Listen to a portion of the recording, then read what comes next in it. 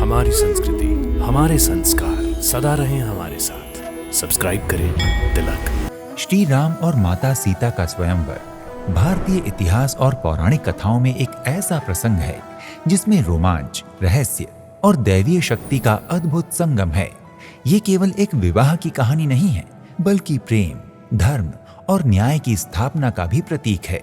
आइए इस कथा के कुछ अनसुलझे पहलुओं और नाटकीय घटनाओं पर एक दृष्टि डालते हैं जो इसे और भी रोमांचक बनाते हैं। कहानी का आरंभ पुष्प वाटिका से होता है, जहां सीता पहली बार श्री राम को देखती हैं। उस समय सीता शिव मंदिर में पुष्प अर्पण कर रही थीं। जैसे ही उनकी दृष्टि राम पर पड़ी, समय मानो थम सा गया। उनकी धड़कनें तेज हो गईं और उनके मन में एक अपरिचित शांति और आनंद का अनुभव हुआ। सीता ने शीघ्र ही भगवान शिव से प्रार्थना की, हे महादेव, यदि मेरा कोई भाग्य है तो ये दिव्य पुरुष ही मेरे जीवन साथी बने। लेकिन सीता ने ये बात कभी किसी से नहीं कही। उन्होंने अपनी भावना को छिपाए रखा और सब कुछ ईश्वर पर छोड़ दिया। ये धैर्य और समर्पण का अद्वितीय उदाहरण था। विचार कीजिए, क्या होता अगर राम और सीता की दृष्टि कभी नहीं मिलती? क्या उनका मिलन इतना स्वाभाविक होता? ये सोचकर ही मन में रोमांच जाग उठता है कि कैसे नियति ने इन दोनों को एक दूसरे के लिए चुना था। अब बात करते हैं स्वयंवर की असली चुनौती, पिनाक धनुष की।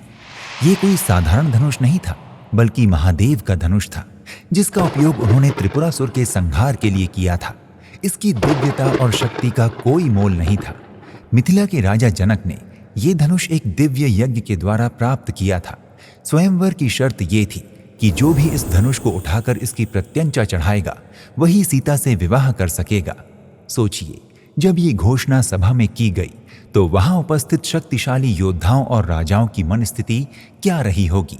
लंकापति रावण तक, जो स्वयं को सबसे शक्तिशाली मानता था, इस चुनौती के सामने असफल रहा। रावण की असफलता ने यह सिद्ध कर दिया कि केवल बाहुबल ही नहीं, बल्कि धर्म और सत्य की शक्ति ही वास्तविक विजय दिलाती है। रावण का अहंकार यहां चूर चूर हो गया, परंतु तब उसने इस हार का गहरा अर्थ नहीं समझा था। जब सभा में किसी भी योद्धा या राजा ने धनुष उठाने में सफलता नहीं पाई तो राजा जनक निराश हो गए। जनक ने भावुक होकर कहा, क्या इस पृथ्वी पर ऐसा कोई वीर नहीं बचा जो मेरी पुत्री के योग्य हो? जनक की ये बात सुनते ही लक्ष्मण का क्रोध फूट पड़ा। उन्होंने अपने क्रोधित स्वर में कहा, मेरे भाई श्री राम के होते हुए ऐसी बात करने का साहस आप कैसे कर सकते हैं?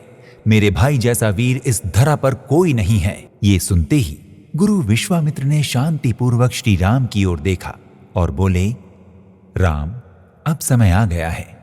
राम अपने गुरु की आज्ञा मानते हुए बिना किसी घमंड के, बिना किसी शोर के विनम्रता से उठकर धनुष की ओर आगे बढ़े। सभा में सन्नाटा छा गया। जब राम ने धनुष को उठाने के लिए हाथ बढ़ाया तो सभी की सांसें थम गई। एक क्षण के भीतर राम ने शिव धनुष को इतनी सहजता से उठा लिया मानो वो उनके लिए ही बना हो। धनुष को उठाते ही राम ने उसकी प्रत्यंचा चढ़ाई और फिर वही हुआ जिसकी किसी ने कल्पना भी नहीं की थी। एक तीव्र ध्वनि के साथ धनुष टूट गया। उस ध्वनि के साथ ही राजा जनक की आंखों में आंसू आ गए। जनक ने सोचा, आज मेरी पुत्री का भाग्य निश्चित हो गया। धनुष के टूटते ही सीता अपने हाथों में माला लेकर धीरे धीरे राम की ओर बढ़ी। उनकी आंखों में भावनाओं का सागर उमड़ रहा था। वो क्षण किसी नाटक के चरमोत्कर्ष जैसा था। सीता ने माला राम के गले में डाल दी और जैसे ही माला ने राम का स्पर्श किया, मानो पूरी सभा में एक दिव्य आलोक फैल गया। राम और सीता की दृष्टि मिली और वो दृष्टि एक मौन संवाद कर रही थी। हम केवल दो व्यक्ति नहीं हैं, हम वो शक्ति हैं जो इस धरती पर धर्म की पुनर्स्थापना के लिए आई हैं। सभा में उपस्थित हर व्यक्ति मंत्रमुग्ध था। ये कोई साधारण मिलन नहीं था, बल्कि दो दैवीय आत्माओं का संगम था जो सृष्टि के कल्याण के लिए एकजुट हो रही थी। राम और सीता का विवाह निश्चित होने के बाद जब ये समाचार अयोध्या पहुंचा तो राजा दशरथ थोड़ा चिंतित हुए। मिथिला और अयोध्या के बीच सांस्कृतिक और वैचारिक भिन्नताएं थीं।